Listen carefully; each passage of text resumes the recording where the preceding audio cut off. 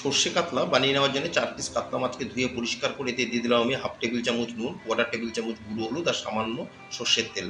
ভালো মতন মাছের পিসে মেখে আমি 10 থেকে 15 মিনিটের জন্য রেস্টে রেখে দিলাম।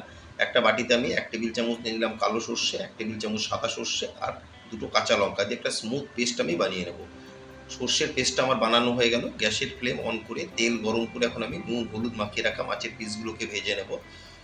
দিয়ে মাছের পিসগুলোকে আমি উল্টে পাল্টে দুই দিকেই লালচে করে ভেজে নিলাম। ভেজে নেওয়া মাছের পিসগুলোকে এখন আমি তুলে নিচ্ছি। নিয়ে ওই তেলেই ফোড়নে দিয়ে দিলাম আমি কোয়ার্টার টেবিল চামচ কালো জিরে আর একটা কাঁচা লঙ্কা। দিয়ে ফোড়নকে ভেজে নিয়ে এখন দিয়ে দিলাম হলুদ আর লঙ্কার গুঁড়োর একটা আমি পেস্ট বানিয়েছি, সেই পেস্ট দিয়ে ভালো মতন পেস্টকে কষিয়ে এখন এতে দিয়ে দিচ্ছি আমি সর্ষের পেস্ট। দিয়ে খুব ভালো মতন কষিয়ে নিয়ে এখন দিয়ে দিলাম একটা মিডিয়াম সাইজের টমেটোকেও মশলার সাথে কষিয়ে নিয়ে এখন জল দিয়ে আমি 10 মিনিট ফুটিয়ে নিয়েছি। এখন এতে দিয়ে দিলাম ভেজে রাখা মাছের পিসগুলো। ফুল ভিডিও দেখার জন্য ডেসক্রিপশন বক্সে দেওয়া লিঙ্কে ক্লিক করলে আপনারা ফুল ভিডিও পেয়ে যাবেন।